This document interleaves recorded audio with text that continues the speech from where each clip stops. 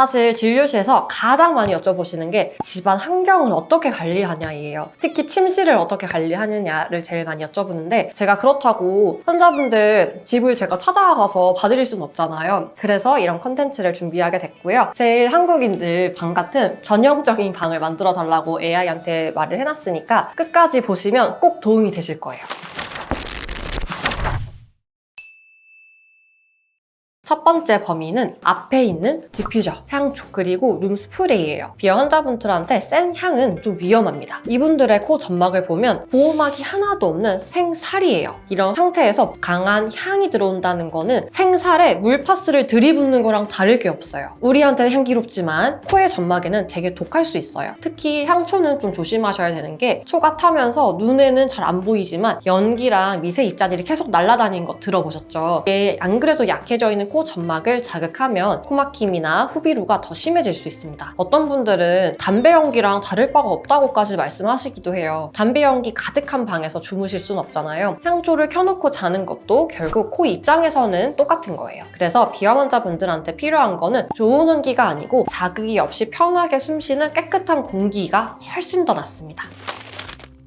두 번째 범위는 이불, 베개, 인형, 러그, 커튼입니다. 이런 제품들은 오래 세탁하지 않으면 먼지나 진드기가 쌓이기 쉬워요. 그래서 비염 있는 분들은 친구를 자주 빨아라 라고 하는 이야기도 많이 들어보셨고, 또 구매하실 때 알러지 방지되는 이불이라고 구매하신 분들도 있을 거예요. 그런데 여기서 궁금증이 하나 생깁니다. 누구나 똑같이 커튼도 있고 침구도 있고 인형도 있어요. 근데 누구는 멀쩡하고 누구는 재채기, 콧물, 코막힘이 심한 거죠. 이거는 먼지나 진드기만의 문제는 아닐 수 있는 거예요. 진짜 문제는 내 코 점막이 이미 바짝 마르고 예민해져 있는 상태에 있어요. 아까 말씀드린 것처럼 보호막이 없는 생살 같은 그런 점막에 계속 먼지가 큰 입자로 떨어진다고 생각해보세요. 조금만 닿아도 가렵고 또 따갑고 간질간질하겠죠. 코 안에도 똑같은 일이 벌어지고 있습니다. 누구나 생활하다 보면 먼지나 진드기에 노출될 수 있어요. 그런데 내 코 점막이 약해져 있으니까 남들은 다 괜찮은 반응에도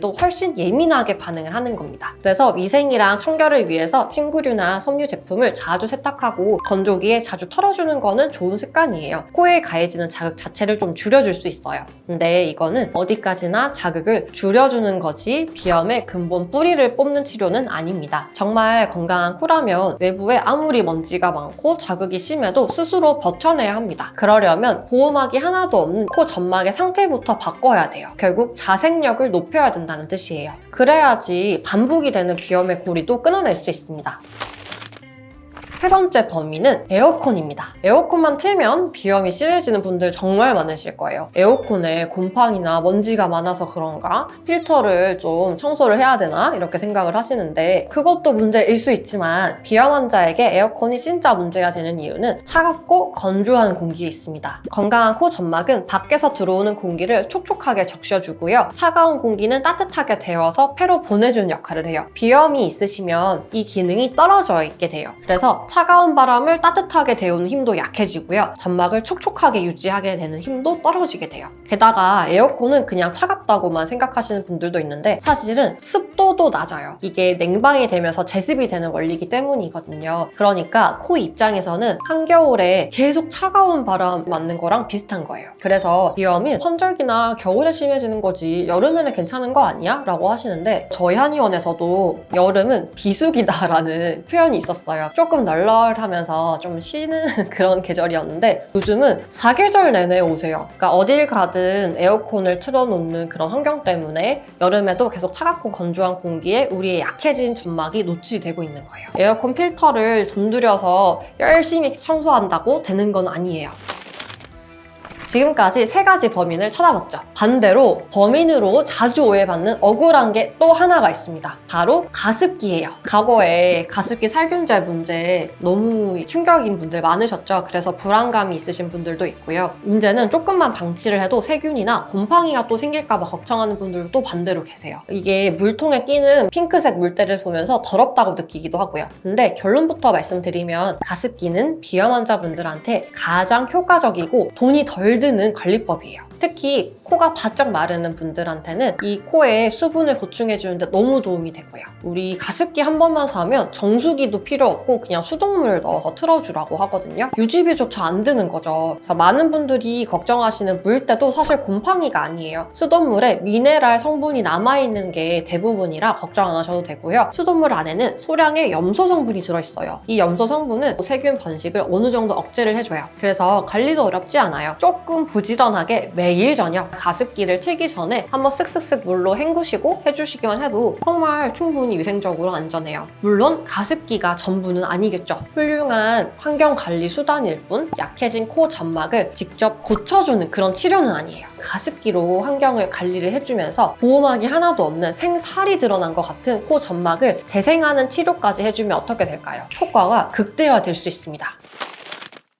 여기까지 오늘 준비한 건 전부 살펴봤는데요. 디퓨저나 향초처럼 향이 강한 제품, 이불이나 베개, 커튼처럼 먼지와 진드기가 쌓이기 쉬운 섬유 제품, 코를 차갑고 건조하게 만드는 에어컨, 그리고 억울하게 범인 취급을 받고 있는 가습기까지 다 봤는데요. 근데 여기서 하나만 짚고 넘어갈게요. 오늘 제가 보여드린 방, 여러분 방이랑 크게 다르진 않을 거예요. 다들 디퓨저 하나쯤 있을 수도 있고 이불은 당연히 덮고 주무셔야 하고요. 여름에는 에어컨 안 틀고 살기 어려운 우리나라 너무 덥죠. 문제는 이런 자극들이 하나씩 따라오는 게 아니에요. 향도 맡고 먼지도 있고 차갑고 건조한 바람까지 하나하나는 견딜만 해도 이런 자극이 쌓이고 쌓이다 보면 약해진 코점막은 버티기 힘들어지는 거예요. 그래서 오늘 제가 계속 말씀드리는 핵심은 바로 이거예요. 환경관리는 코에 들어오는 자극을 줄여주는 방법입니다. 이미 약해진 코 점막 자체를 회복시키는 치료는 아니에요. 사실 환자분들한테 디퓨저 치우세요. 이불 자주 빠세요. 이렇게 말씀드리진 않습니다. 먼저 내시경으로 화비갑계와 코 상태부터 정확하게 확인을 하고요. 점막이 얼마나 바짝 말라있는지를 확인해요. 그 다음에 약해져 있는 화비갑계에 온기와 진액을 채워줍니다. 점막이 스스로 회복할 수 있는 힘을 되살려주는 거예요. 코 점막이 다시 촉촉해지고 즉 튼튼해지면 어떤 자극이 들어와도 쉽게 무너지지 않아요. 침구에 먼지가 좀 쌓이고 한다고 문제가 되진 않고요. 에어컨 바람을 좀 받는다고 해서 바로 코가 막히지도 않을 거예요. 우리가 살아가면서 환경을 완벽하게 통제하면서 사는 거는 현실적으로 어렵죠. 중요한 거는 이 정도 자극쯤은 스스로 버텨낼 수 있는 그런 코를 만드는 거예요. 우리가 계속 똑같은 집에서만 생활할 수 없잖아요. 여행을 가면 호텔에서 주무시기도 하고 진짜 중요한 거는 어떤 방에서 주무시든 어떤 계절이든 걱정 없이 편하게 숨 쉴 수 있어야 합니다. 그러면 오늘 영상이 도움이 되셨으면 좋아요와 구독 부탁을 드리고요. 다음에도 여러분의 숨기를 조금 더 편하게 만들어 드릴 수 있는 이야기로 찾아오겠습니다. 지금까지 비염의 정석 라민영 원장이었습니다. 감사합니다.